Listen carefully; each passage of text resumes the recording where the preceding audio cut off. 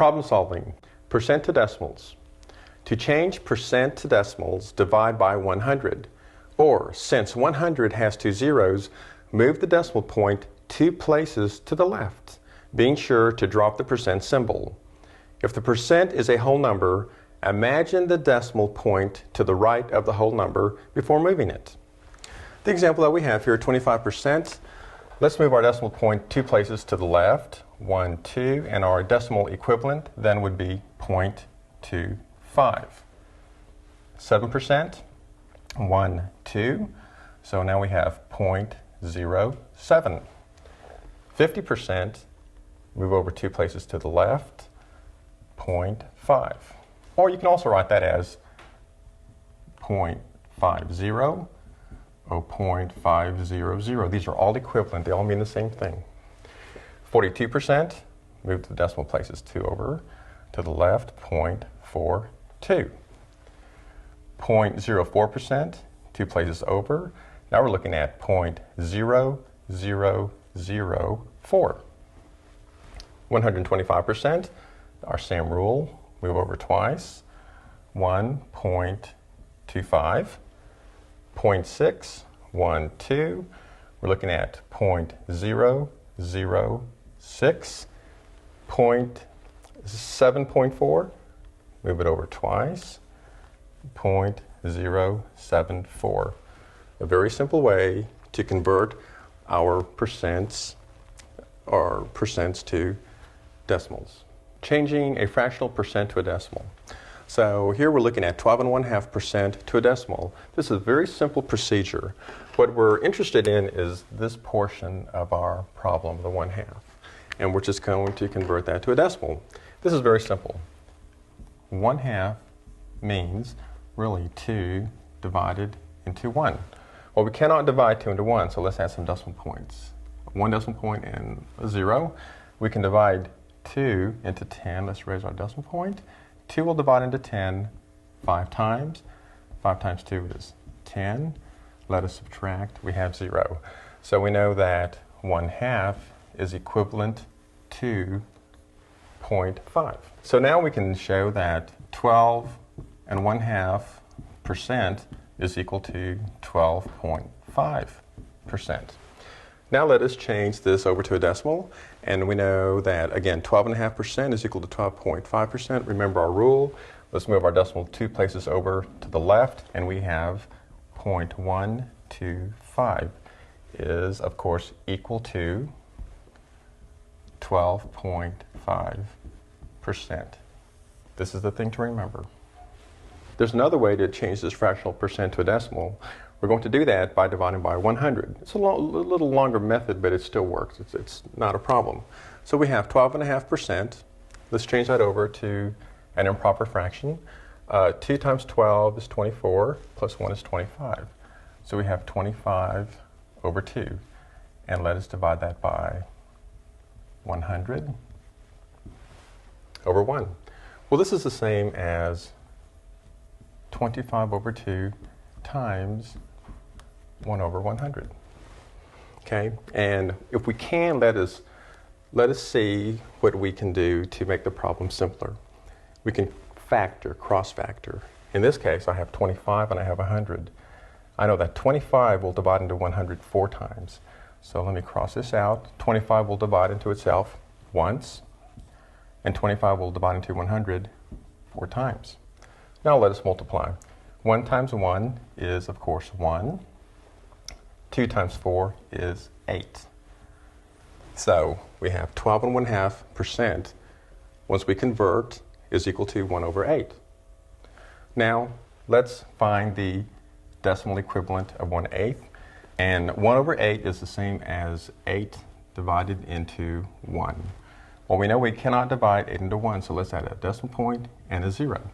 Okay, 8 will divide into 10 one time. 1 times 8 is 8.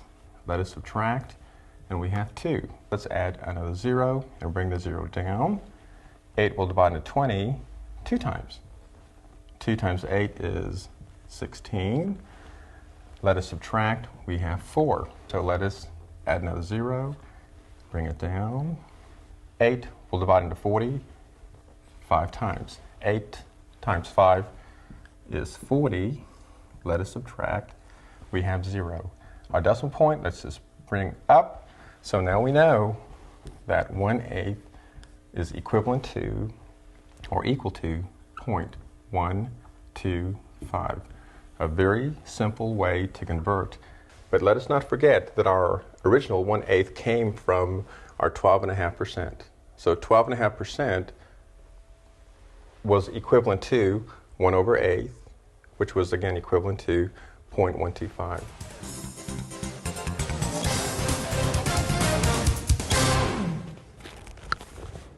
This sports bag sells for $19.95.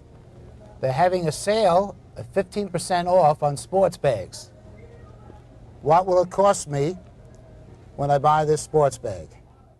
Let's do the math. The sport bag sells for $19.95 and the discount is 15%. $19.95. Change the 15% to a decimal, move it over 2 places, and that becomes 0.15. We'll have to multiply that by 0.15. 5 times 5 is 25. 5 times 9 is 45, plus 2 is 47. Again, 45, 49. 5 times 1 is 5, plus 4 is 9. And that would be the same number times 1 is 5, 9, 9, 1. Add the columns together, 5, 12, 19, 19. Move the decimal place over, 1, 2, 3, 4. 1, we do that, 2, 3, 4. So the discount is $2.99.